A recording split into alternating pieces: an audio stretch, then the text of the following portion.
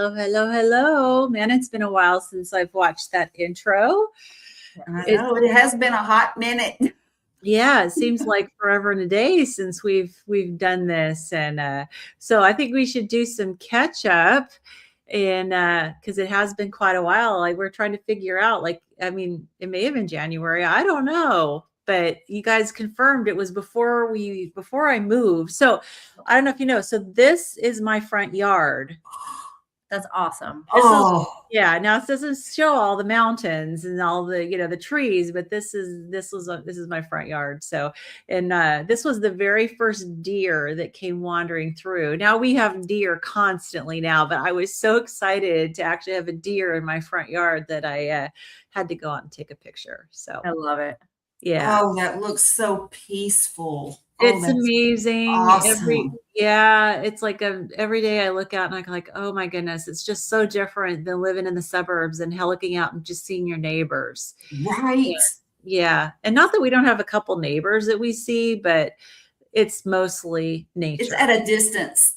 more at a distance. Yes. Exactly. And yeah. And then just, when it's a clear day, we got snow-capped mountains and it's just lovely. I love it. I So am so happy for you. That is awesome. yeah, and so we've got the I did one before video of the house, and I've been dragging my feet on getting an update video out there because I've been so busy with the Nutrition Network course and Healing Humanity, and we went and went to Meat Stock and showed the documentary there for the first time to a huge audience. It looks like we got a couple people here. Amanda, nice to see you, Hey. Amanda.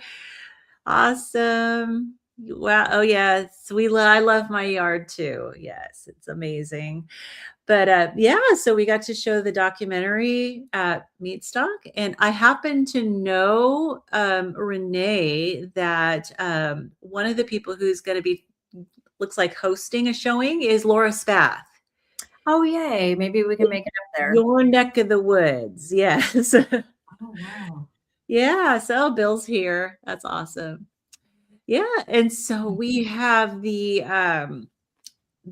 world premiere, the official hometown world premiere at Montello on June 6th. And so Dave and I are flying out for that. But our baby granddaughter is due just after that. So if for some reason my daughter goes into labor early, then we would be canceling our trip out to Montello. But she's And what was that date again? which date? The date that the future, like the at Montello. June 6th. June 6th. Okay, gotcha. Yeah. Yeah. So it's just in a couple weeks. Yeah. So it's so that's exciting. So we've got that whole trip planned. It's going to be kind of a big turnaround trip. And because we don't want to be there too long because we want to get home because my daughter's going to be due. And yeah, so it's exciting. So we've got all the floors in our house. We've got our, most probably 99% of the painting done. Whoever built the house, the guy who built the house they did not like doorknob, like handles and knobs on cabinets, because we have had to put handles and knobs on everything. And so that was one of the little projects that we did. Wow. We replaced pretty much all the light fixtures, and we're currently getting the apartment ready to be an Airbnb. Yeah. So that's what's going on in my life. Plus, almost July, I'll be done with the Nutrition Network coaching course. And so, yeah, I'll officially be a Nutrition Network coach. Oh, that is fabulous. Yeah. So that's what's going on in my life. What's going on with you, Carrie? Well, I had flooring, new floors, engineered hardwood. The color is Legacy Oak. And I had been saving money forever. And then I think maybe the last time we talked, I said that I went ahead and scheduled it, but I had scheduled it a couple months out so that I would have time to get things ready. So I went through all of this purging stuff and I got rid of a ton of stuff. I got rid of a little bit of furniture. But I did most of the work myself. My kids helped me move a couple of big things, and a friend took like a big, huge dresser out and a desk out. They wanted it. They knew somebody who wanted it, so that those things were gone. But anyway, got the floors put in. Finally, got everything settled back in, and then I sort of like while I was moving stuff to the back shed, temporarily, I walked past, and I know this sounds crazy, but like there's a like little closet outside my kitchen. Like there's a patio and then the little Yeah. closet's right over here. And I kind of glanced over and there were these two huge cracks in the brick. And I had never noticed them before. And there's a big crack in the patio. So Hmm. needless to say, I had foundation issues. So I just had foundation work done too. Oh, wow. So yeah, so it's just been, then they've got to come back and do a little finishing up on the back patio. Um, they drilled these holes and then they also had installed pillars like at the edge of the house and then on part of the patio slab. And then of course, and then they had to, of course, somebody had to move my heat and air unit, which luckily my son knew somebody who owns a HVAC company. Because I really didn't have anybody that I regularly used. I mean, it was sort of, we had a family friend and he retired. But anyway, so needless to say, all of that was a lot of arranging and coordinating and everything. But I think it's finally starting to calm down. So Yeah, not good having foundation issues. My goodness. yeah, thankfully it wasn't terrible. I mean, like there was and now you can't even tell that it was ever cracked there. I mean, like the cracks, Good. you can't even tell. But I wanted to fix it before they told me it wasn't that bad and that it was good that I went ahead and took care of it. But getting bids and then just, oh my gosh. Oh yeah, can totally relate. Like when there's work that needs to be done and you can't do it yourself, it's like, Mhm. yeah, it's a kind of a pain. So So wow. thankfully Good. that's all done. And I smile every time I see these floors. I wish I could show them to you. They're just beautiful. So Did you get like MVP it's or what they not call MVP? What is it called?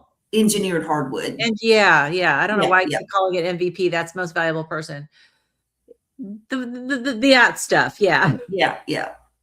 Nice. So even including inside closets, everything, even the little bathroom downstairs. I did not do the bathroom upstairs because, of the shower and trapped moisture kind of thing. So that's going to be a whole nother project. I don't even know what I want to do with that bathroom, but I'm not in there enough to worry about, I mean, I'm in there Yeah. briefly. So it's like, but Yeah. I'm just so happy with the rest of the floors. So Good. it's Home it's improvement. been Yay. exciting and busy, but I think it's calming down a little bit now. Good. All right, Renee. What's new with you? I have nothing great to talk about. So life's been a little bit rough for us this year. Yeah. Just working and Yeah. trying to get through every day. Yeah. And I know that's why we've been not meeting because we've been, Renee's been going through some stuff. So we don't get into it. But yeah, we're glad that you're at least okay and you can join us today and, really hope that life settles down. And, it's amazing how sometimes it seems like I go through periods of time where it's like, my gosh, can life quit throwing stuff at me? Yeah. You The know? only thing I'm grateful for is my health is still right where it needs to be. And, Good. so we can, we sit on the back and I watch the sunset. And I'm representing. Oh, good. Yeah.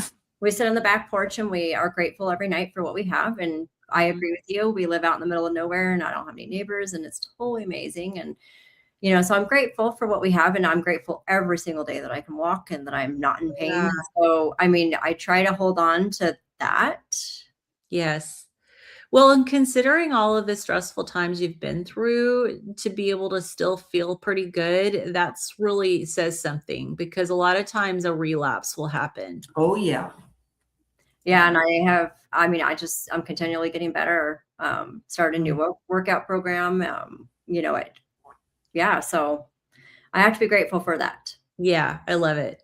That's good. Well, And it's good. that's motivation to others, the fact that you're still able to continue with your plan and you've got a new workout plan and, because life is going to happen and, we're all human and, we can relapse if we're not careful. So, Yeah. I'm Yeah. grateful for my meat every single day. oh yeah. Very good. And sometimes we can't control whether or not, we have a flare up because it's like, it's stress happens and how our bodies handle it. Sometimes it seems like it's just our body has a mind of its own and it's going to decide I'm going to flare up. So it says something that you were able to manage and get through Mhm. flare. So that's good. I really have had to dial in, and I had to go back to eating only meat. Because you worry, and there are days that I was like, ooh, maybe I should not be eating anything else. So I'm back to just beef and chicken, Mm, but I'm okay with that. yeah. Yeah. That's good. Bill said, just share with some of Kilta's coaches. Excellent. Yeah. We go through this slow, but we're getting through it. Mhm. All right, very good. And it looks like Manda's going to be at the Montello showing, so that's awesome. Get a chance to meet her there. That's great. So, okay, so for anyone who's listening to this now or later and has not joined in and doesn't know what on earth are we doing, we are going through, which I can't really get it on. I'll let you guys get it on the camera. This textbook, it is a medical textbook. It's called Ketogenic, the Science of Therapeutic Carbohydrate Restriction in Human Health. It is actually put out by the Nutrition Network, which is where I'm getting my coaching certification. And unlike a book club where we read ahead, we do not do that. We are science nerds and we like to learn, and we're reading and discussing as we go. We are currently still in chapter 3, page 155, and we're getting started on the section on polycystic ovarian syndrome and infertility. I heard they have recently changed the name to it's metabolic. Do you know what it is? I know it has the word metabolic It in has it. metabolic in it. Hang on, let me look this Oh, up. wow. Yes, they have I didn't know changed it. that. It's a great thing because really they're finally acknowledging that it's a metabolic issue. I mean, it's not Yes. Mhm. Yeah, let me see if I can find there was a post on our Nutrition Network platform about this. Oh, okay, It's here we go. polyendocrine metabolic ovarian syndrome. Yes, polyendocrine metabolic ovarian syndrome. So PMOS. Wow. Yes. And yeah, so that's good. Also, fatty liver disease. They're changing the terminology. Is it fatty liver disease? It's the NAFLD? AFLD. Yes, is Yeah. now MAFLD, I believe. MAFLD, metabolic dysfunction associated fatty liver disease. Oh, wow. Yes. That is incredible. Did you ever think you'd live to see the day? Honestly? No, and this is the actual the governing agency for the liver, the Yeah. AASLD, the American Association for the Studies of Liver Disease, that is changing the acronym and the terminology around this. So they're actually acknowledging the underlying Mhm. metabolic dysfunction in both of these conditions. So to me, that's huge. That is because I'm telling you, back like oh gosh, I guess I started all of this like in 2014, roughly. And I mean, back then, I mean, it was just the status quo. It was low fat. It was, Yeah. and there was just no hope of, like, people knew because of experience and whatever, but I mean, it was always anecdotal, and it was just so discouraging because whenever the new dietary guidelines would come out, it would be the same old thing. And Yeah. it was just, you're a conspiracy theorist or whatever. Yeah. And so it's just Well, amazing that this has happened. I got diagnosed with PCOS when I was, well, very early to mid 90s, and they didn't really know that much about it. It's just put them on a birth control pill. And then later, I remember the doctor saying, "Oh, there's a new thing we're doing some treatment with metformin."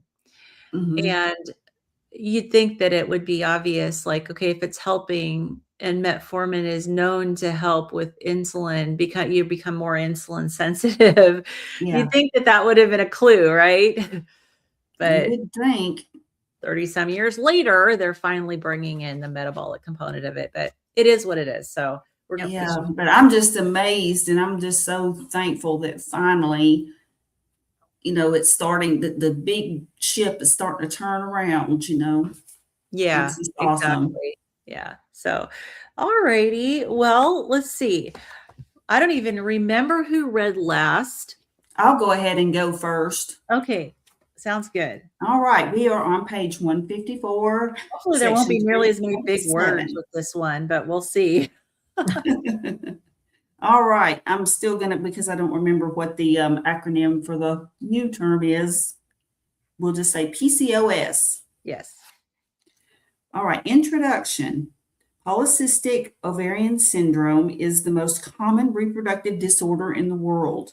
It affects an estimated 8 to 20%. Well, that's a big range. 8 to 20% of women of reproductive age globally, depending upon the specific diagnostic criteria used.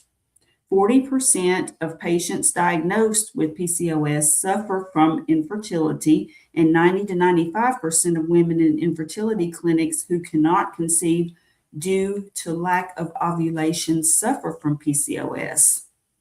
History. PCOS, conceived as a disease of modernity, is actually ancient. Originally described as a gynecological curiosity, it is now the most common endocrine disorder in young women involving multiple organ systems. Early definitions.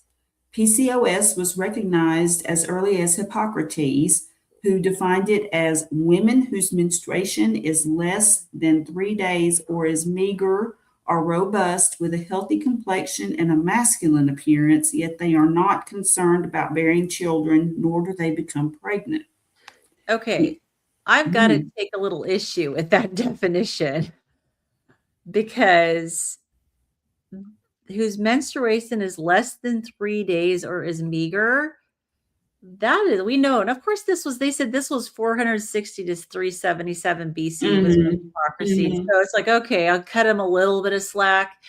But I had one period that lasted 11 months. That was not a meager. I mean, I realized it wasn't super, super heavy, but I, I had very, very heavy, lengthy periods, even when they lasted 7, 8 days, which is longer than a normal period should last. Mhm. They were so, so heavy and so, so painful. I definitely take issue with his definition. I have a feeling back then he didn't necessarily talk to a ton. Maybe the women weren't quite as, you know, maybe Oh, didn't open. the way I Yeah. was experiencing it. I don't know. Maybe because I live in an era where we're exposed to all sorts of other, toxins and chemicals Mm. and environmental, and seed oils. Maybe I experienced it different than the women back then, but who knows? It's just interesting. I never thought of it being known, or a condition, even if, and I imagine that there are like various types, like even within, like maybe the type he knew was like the meager, but then other types are around too, and maybe it just wasn't Yeah. documented, or maybe the women just really didn't share that much And not about what. everybody gains weight. So Yeah. yeah. Well, I think I might have had it, but I was never diagnosed with it, but my periods were terrible. It was Mm, awful. My dad would have to, I mean, it was like clockwork. I mean, we only had one car, and luckily my dad worked close to home, and like he'd come pick me up from school and take me home. I mean, just about once a month, like clockwork, unless it happened to be on a weekend. I mean, it was bad. Yeah. So, but anyway, all right. Well, this is interesting. The ancient Greek gynecologist Cyrannus of Ephesus, and this was circa, let's see, 98 to 138 AD, made a similar observation. French obstetrician Ambroise Paré from 1510 to 1590 corroborated that these women were manly and became bearded. Mm-hmm. Hmm. That's Italians, hirsutism, growing of facial hair, male pattern facial hair. yeah. Interesting. Italian scientist Antonio Vallisneri connected these features into a single disease when he described several young infertile women whose ovaries were white, shiny, and the size of pigeon eggs. How did he know? Good He's, question. he They described didn't have, they several didn't have, young infertile women whose ovaries were white, shiny, and the size of pigeon eggs. I did imagine they have, he open a bunch of women. I guess he yeah, had they to cut must them have open. actually had done surgery on them. To Holy try to fix moly. it, maybe. Okay. In 1921, French doctors Émile Charles Achard and Joseph Thiers described a syndrome that included masculinizing features and type 2 diabetes. Further cases in 1928 cemented the link between what is now called PCOS and type 2 diabetes, and these were described in the article Diabetes of Bearded Women. Careful observation had revealed to these clinicians common pathology beneath menstrual irregularities, infertility, masculine features, and obesity coupled type 2 diabetes.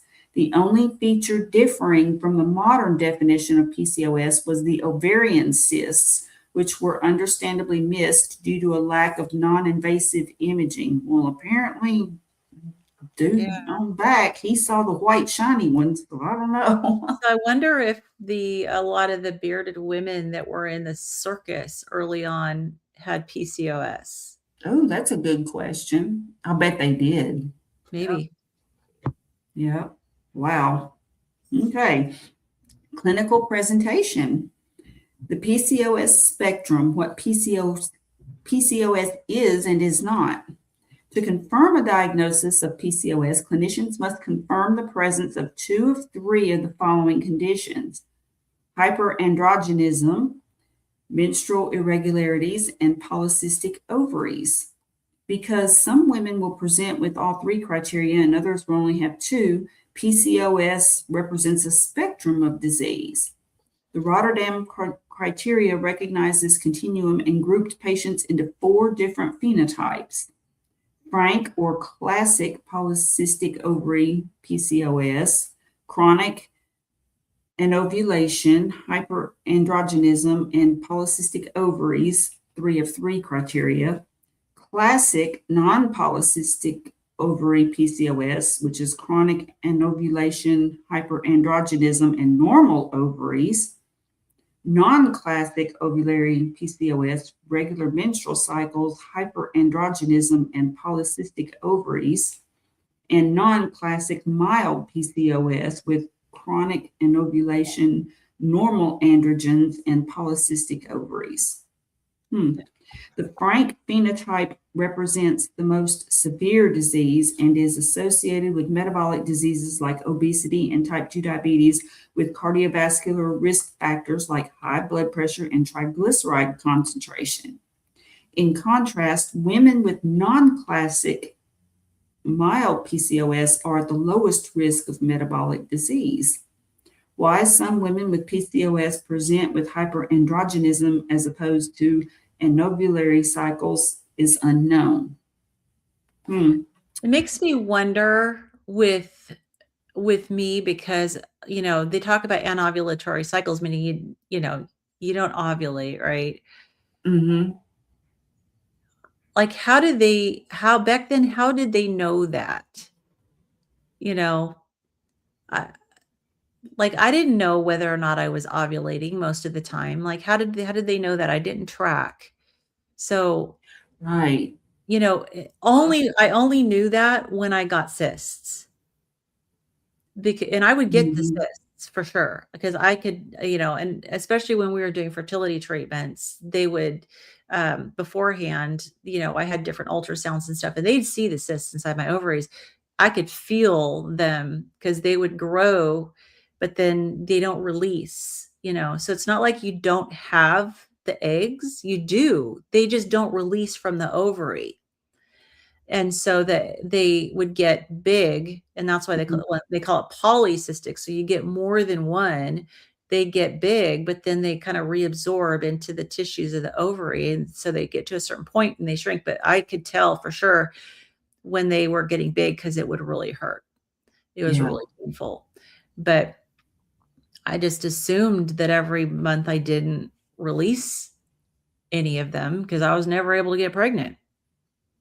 You know, Yeah. even when we were doing fertility treatments, I still wasn't able to get pregnant. Yeah, I think maybe because of the new or not new, but it seems to me in reading this that the like not releasing the the eggs, I think that's a later Discovery, addition to the criteria. It seems probably. to me like one of the first ones was um, The beards. the hyperandrogenism and the menstrual irregularities. And with Yeah. the exception of the guy who must have cut some women open up there, I don't think that the last part was really Yeah. It was probably apparent until much later. later. Yeah. Yeah. Yep. Wow. This is wild. Okay. The Frank phenotype represents the most severe disease and is associated with metabolic diseases like, okay, well, we'll just reread this, like obesity and type 2 diabetes with cardiovascular risk factors like high blood pressure, triglyceride concentration. In contrast, women with non-classic mild PCOS are at the lowest risk of metabolic disease. Why some women with PCOS present with hyperandrogenism as opposed to anovulary cycles is unknown. So, hyperandrogenism, male sex hormones called androgens are normally present in both men and women, but the normal concentrations for men are far higher than for women. Testosterone is the best known androgen and contributes to many of the physical factors that distinguish men from women. It is produced in the testes of men and in the ovaries of women. Small amounts are also produced in the adrenal glands that sit above the kidneys. Testosterone helps regulate sex drive, fat distribution, and bone mass. More than 80% of women who present with symptoms of hyperandrogenism will eventually be diagnosed with PCOS. Mm. Hmm. Common features of hyperandrogenism include increased facial and body hair growth or Hirsutism. hirsutism, male pattern baldness, acne, lowered tone of voice, menstrual irregularities, and clitoral enlargement in severe cases. Hmm. The menstrual irregularities. Irregular, absent, or rare menstrual cycles are all common symptoms of PCOS. An estimated 85% of women with PCOS suffer menstrual irregularities. During the normal menstrual cycle, the human egg develops from the primordial follicle. It grows during the first half of the menstrual cycle and is then released into the fallopian tubes to be carried to the uterus, where it awaits fertilization by the sperm. Ovulation is the release of the egg inside the ovary. Irregular menstrual cycles are caused by failure of ovulation. In PCOS, the main menstrual problems are anovulation and ovulation. And ovulation means a complete lack of ovulation, and oligovulation refers to a lower than normal rate of ovulation. Hmm.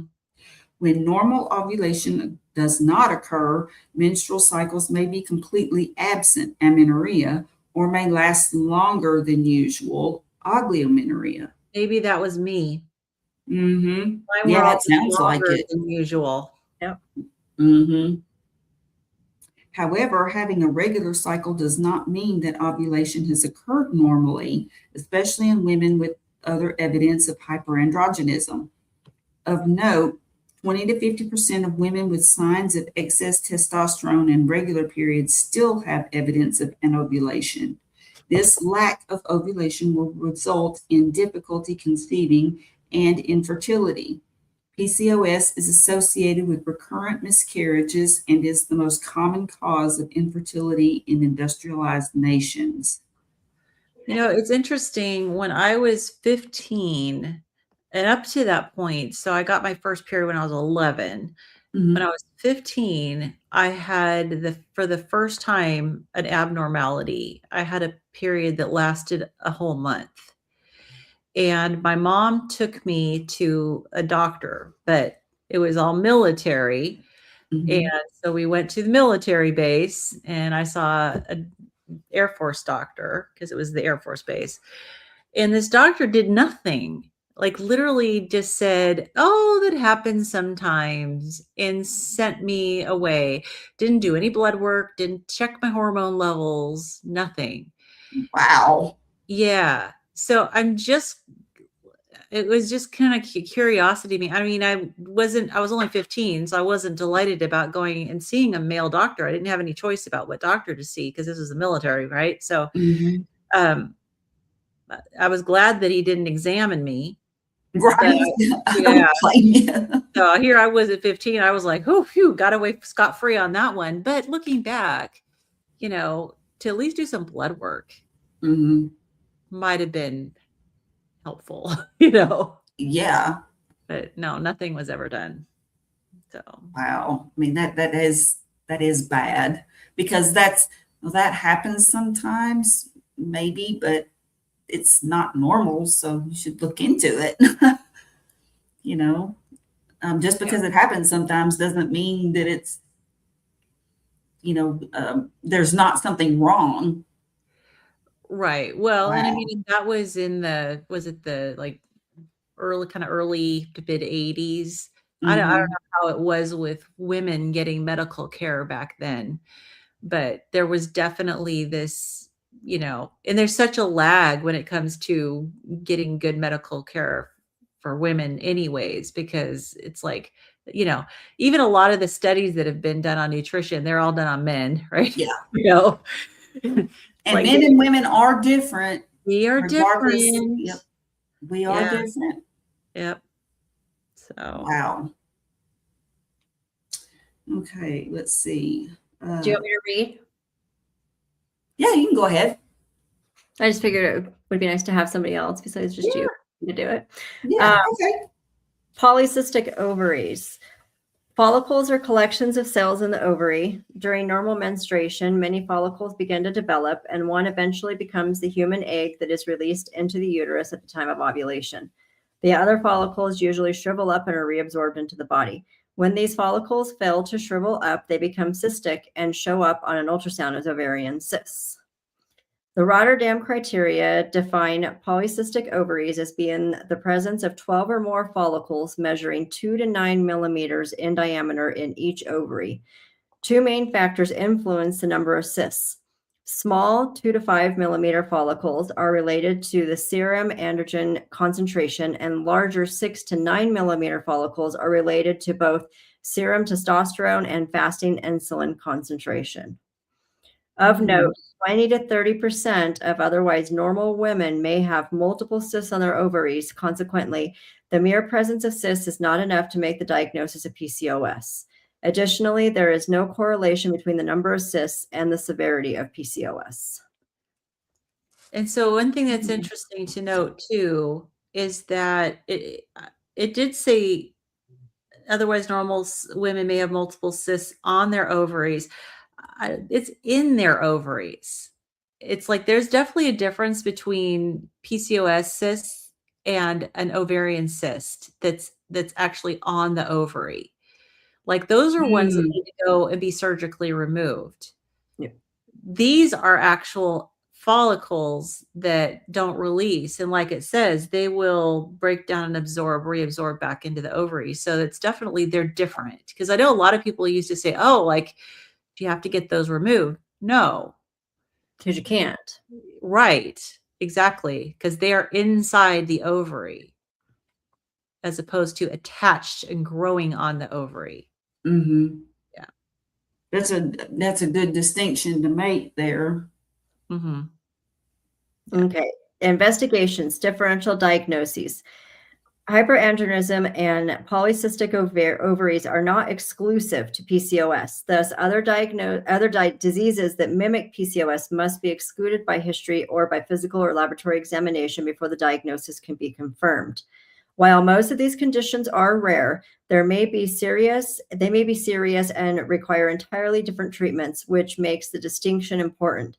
The list of similar conditions include pregnancy, hyperprolactinemia, prolactin excess, thyroid disorders, non-classic congenital adrenal hyperplasia, NCAH, Cushing's syndrome, and hyperandrogenemia, androgen excess tumor drug induced.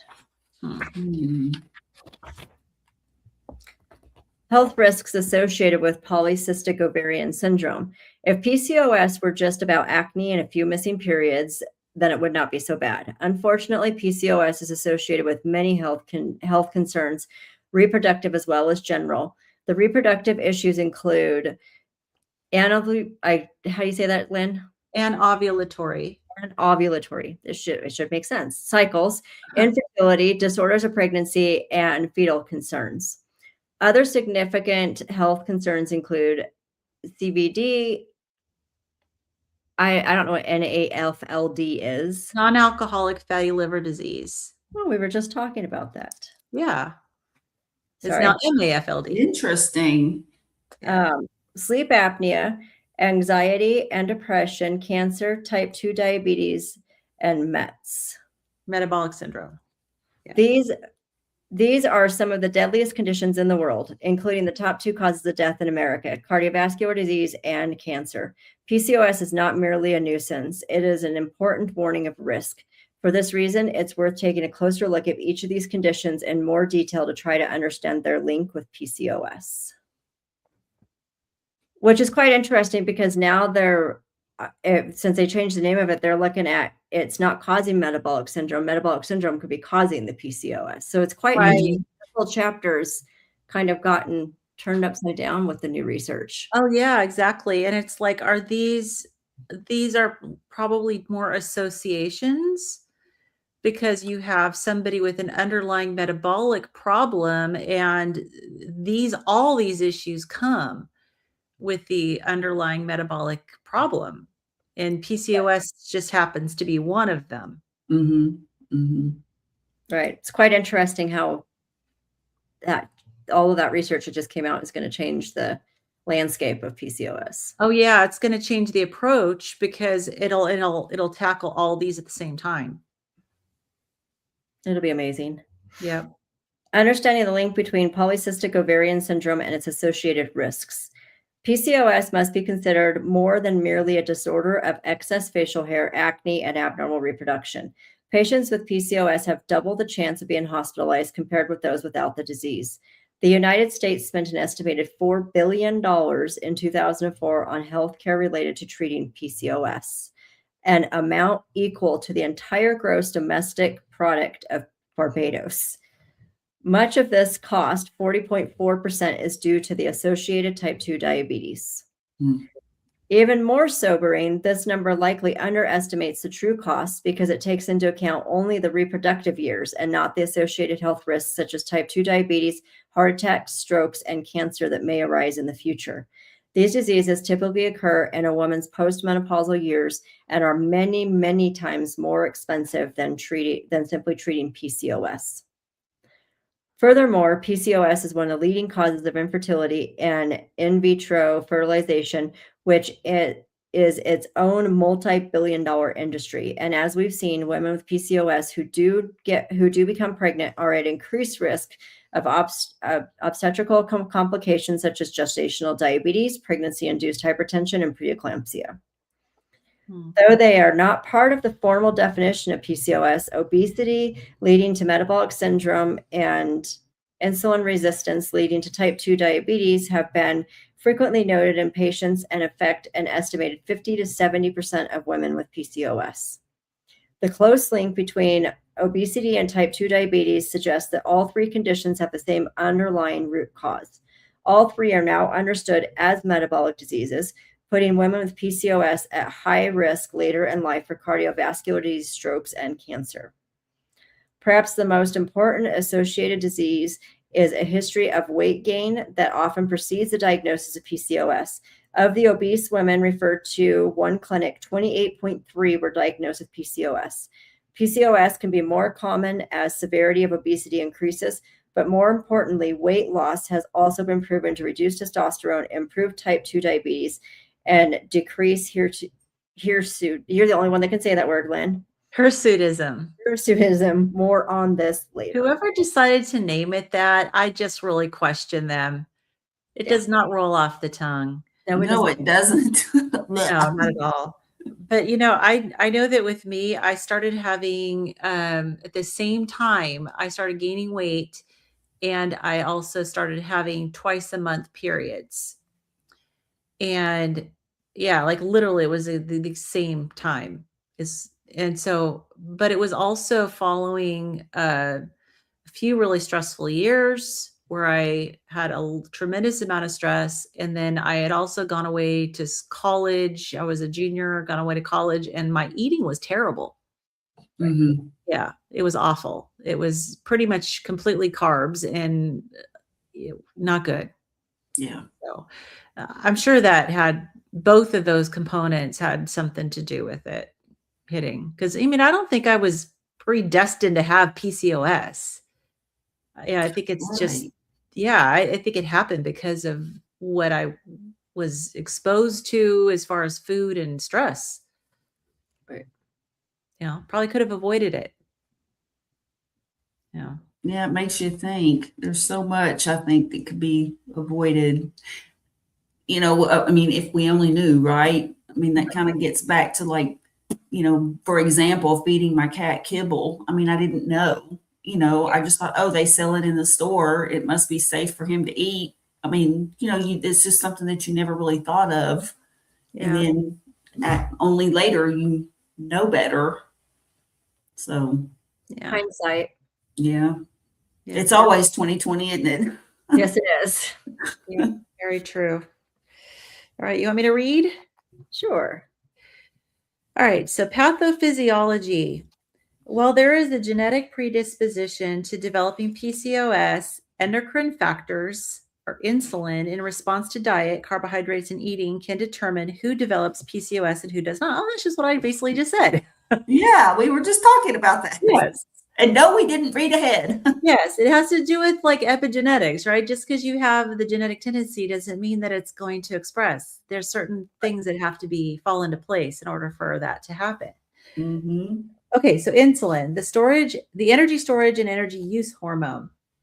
The body's set weight, or BSW, sets an ideal body fat percentage that it defends, just like our house thermostat. Below this set point, the body attempts to gain weight. Above this set point, the body attempts to lose weight. The body seeks homeostasis, which is why counting calories is futile. The body can burn more or fewer calories depending on the situation. The hormone insulin instructs the body to gain body fat. If you keep feeding the body, it will continue to gain body fat.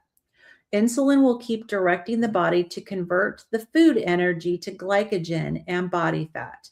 This is the reason that snacking continuously leads to weight gain. It is also the reason that insulin injections lead to weight gain. Your body has no mechanism to count calories. Amen. So basically there's a diagram here that basically says high insulin is basically the root cause of all these other things. So insulin is the common link. So given that obesity is a hormonal imbalance that results in the gradual increase of the body set weight, I got to remember that, BSW, body set weight, thermostat over time, it is likely that the root cause of PCOS is also hormonal. But is insulin the other factor? In the study of a disease, the most crucial piece of information is its etiology. If you know that a virus causes hepatitis C, you can prescribe an antiviral that kills the virus and cures the disease. If you understand that smoking causes lung cancer, you can prevent much of this disease by introducing smoking cessation programs. We can get a hint of PCOS's etiology by looking at its associated conditions. So insulin and hyperandrogenism.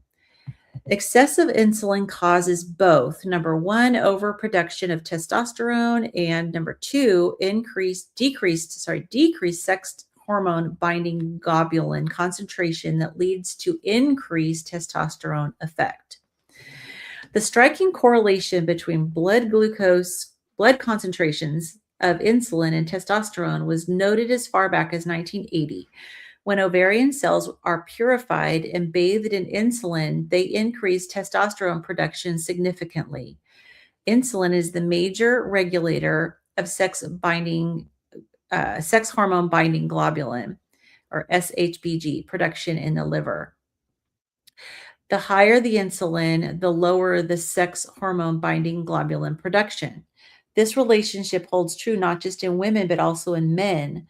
Decreasing insulin concentrations through weight loss increases sex hormone binding globulin. Interesting. So the lower you have, the lower sex hormone binding globulin, you end up having higher testosterone. Is that what I'm getting out of this? That's how I read it. Yeah. And so, so the higher your insulin, the lower your sex hormone binding globulin is going to be, which means then you're going to have higher testosterone. That's interesting, because what about these guys who end up going on a carnivore diet? They reverse their insulin resistance and their testosterone goes up. Yeah, it's almost opposite of that, because I was just thinking that because my husband had that, like the testosterone levels like tripled. Right. Just on carnivore. So maybe it's because they're men though, and it should. Maybe. I don't know. Hard to say. Because their bodies react, our bodies react differently. So to other things. I wonder if it has to do with the where the testosterone is being produced. Yeah, that could be, because it was talking about like bathing the ovaries in insulin. So if that happens, then in women, then that's understandable that it would cause you to have too much of the testosterone as a woman, which women aren't supposed to have that much. But then if men in turn, but the men, when they lower their insulin, their testosterone goes up. I'm confused. Well, I am kind of confused, but it's not clear. Let's see if it gets answered. Sometimes it does, and ends up getting answered later. Okay, so the next section is the surprising link between insulin and reproduction. The ovary itself is particularly rich in insulin receptors, which seems rather strange at first glance, because insulin is most commonly associated with digestion, blood glucose, and body fat. Why would the ovaries carry insulin receptors? In fact, the pathways that link reproductive function and metabolism are seen in virtually every living animal, from fruit flies to roundworms to human beings. Why? The answer is that all animals need to know that food is available before committing to reproduction. Raising children requires a good deal of resources, including adequate food supplies for both the expectant mother and the developing baby. We can therefore conclude that a high insulin concentration is the primary factor stimulating excessive ovarian production of testosterone. and that this increased androgen or hyperandrogenism is responsible for the masculinizing features of PCOS, including acne and hirsutism. Hyperinsulinemia is the root cause of hyperandrogenism. Too much insulin causes too much testosterone. Is insulin responsible for the lack of ovulation and polycystic ovaries too? In 1982, it was first observed that the ovaries of women with PCOS contain 2 to 3 times the number of small primary follicles measuring 2 to 5 millimeters. More recent studies suggest up to 6 times the usual number.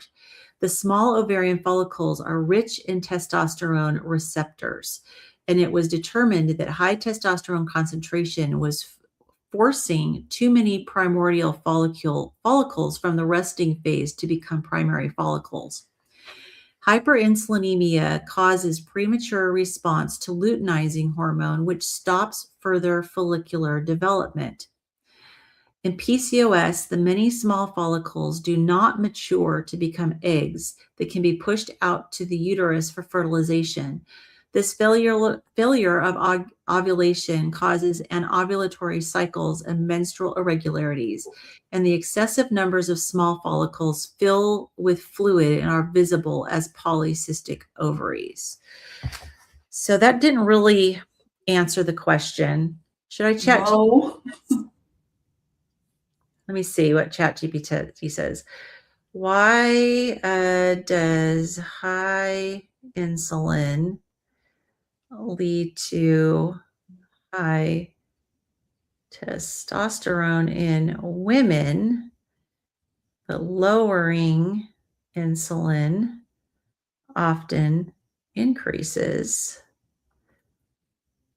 testosterone in men? Okay. Let's see. Okay, so what do we suspected? This comes down to how insulin interacts with different tissues, hormones, and metabolic states in men versus women.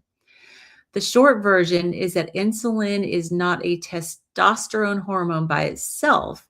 It changes the hormonal environment around the testes or ovaries, and the effects differ between male and female physiology. In women, high insulin often raises testosterone. This is especially common in polycystic ovarian syndrome. High insulin can increase testosterone in women through several mechanisms. One, insulin directly stimulates the ovaries. The ovarian theca cells respond to insulin. When insulin is chronically elevated, the ovaries are pushed to produce more androgens, including testosterone. Insulin also amplifies the effect of luteinizing hormone, which further drives androgen production. Two, this is the one they talked about. Insulin lowers the sex hormone binding globulin. So we already read about that. And then hyperinsulinemia disrupts ovulation. So when ovulation becomes irregular, progesterone tends to fall, and the hormone balance shifts towards excess androgens. So in many women, lowering insulin through carbohydrate restriction, weight loss, or improved metabolic health reduces ovarian androgen production and raises sex hormone binding globulin, lowering free testosterone. So that's women, which is kind of, we talked about that. So it says in men, high insulin often lowers testosterone. So in men, chronic hyperinsulinemia is usually associated with lower testosterone, not higher. This happens through several pathways. Insulin resistance impairs testicular function. Now that makes sense. The testes require a healthy metabolic environment. So chronic inflammation, fatty liver, elevated triglycerides, and insulin resistance impair Leydig cell functions, which lowers testosterone production. And then obesity increases aromatization. In men with insulin resistance, excess visceral fat converts testosterone into estrogen through the enzyme aromatase.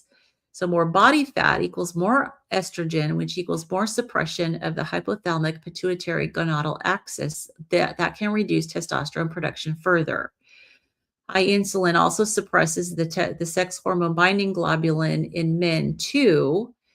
It may initially increase free testosterone slightly, but over time, total testosterone often drops enough that total and free testosterone become low.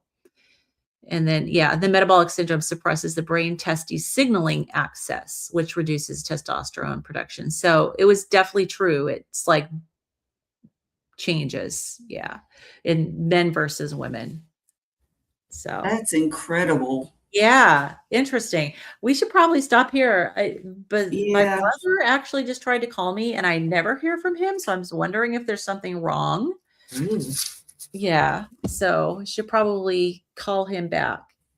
All right. So, but awesome. Well, I'm glad we had a chance to meet, and hopefully we'll be able to meet again and next Yeah. week pick this up because it's been I know really the week of the 15th, I'm going to be out of town, though. I'm going to be on vacation. So, okay.